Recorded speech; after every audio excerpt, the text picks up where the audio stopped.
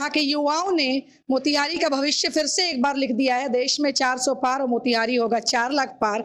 शंखनाद युवाओं के द्वारा हुआ है। तो इतिहास गवाह है कि संघर्षों के साये में इतिहास हमारा पलता है। जिस ओर जवानी चलती है उस ओर जमाना चलता है। अब राजद की स्थिति क्या है ये किसी से छुपी नहीं है।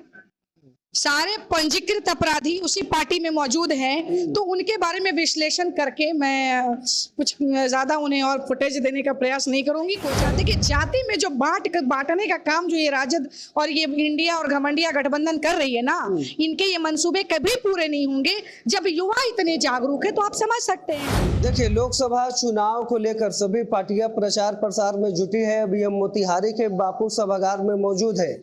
हमारे साथ भाजपा की नेत्री डॉक्टर हेना चंद्रा जी हैं, जो लगातार सोशल मीडिया पे अपडेट रहती है, पॉलिटिक्स पर भी अपना काफी विचार रखती है। स्वागत है मैडम। बहुत बहुत धन्यवाद। लोकसभा चुनाव का बिगुल बजा है, जहां एक तरफ भीष्म पितामह के नाम से मशहूर राधा मोहन सिंह जी हैं, दूसरे तरफ डॉक्टर राजेश कुमार जी हैं, केसरिया के पूर्व विधायक।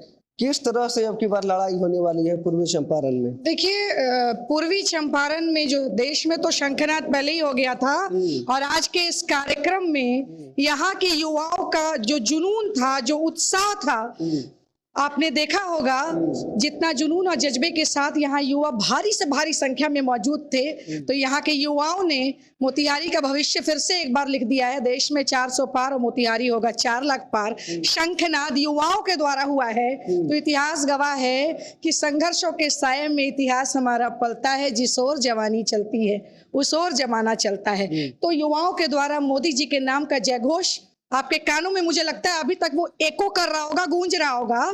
तो वो आप तय करता है कि 4 जून को क्या होने वाला है। 4 जून को देश में 400 पार होने वाला है। और यहाँ माननीय राष्ट्रीय महामंत्री विनोद तावड़े जी आए हुए थे, उनका मार्गदर्शन हम सभी को मिला है।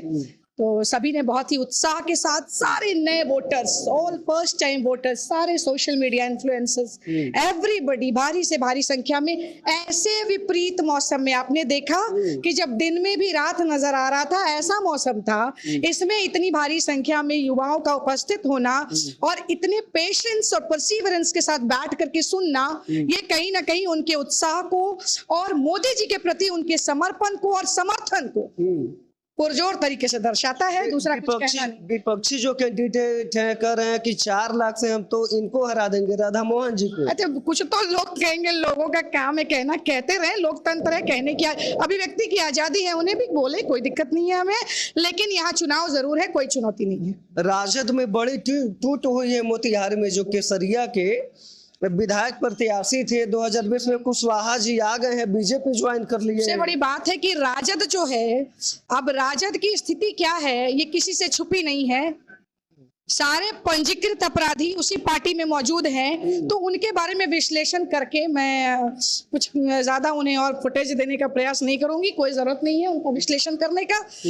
मोतिहारी में तय रहिए, चंपारण में हम लोग भारी से भारी मतों से जीतेंगे और हमारे माननीय सांसद राधा मोहन जी 4 जून को पुनः 4 लाख मतों से जीत रहे हैं। अंतिम सवाल एक है कि खास तौर पर कुशवाहा और सहनी वोटर जो है बीजेपी का माना जाता है, लेकिन डॉक्टर राजेश के आने से क्या फर्क पड़ेगा कुशवाहा और सहनी? कोई फर्क नहीं पड़ेगा। मोदी जी ने सबका साथ, सबका विकास, सबका विश्वास जीता है और ये सबके प्रयास से जीता है। वो कुशवाहा हो, वो कोई भी जाति के, जाति में जो बांटने का काम जो ये राजद और ये इंडिया और घमंडिया गठबंधन कर रही है ना, इनके ये मंसूबे कभी पूरे नहीं होंगे जब युवा इतने जागरूक है। तो आप समझ सकते हैं कि सारे युवा कह रहे हैं कि 65% की आबादी युवाओं की है।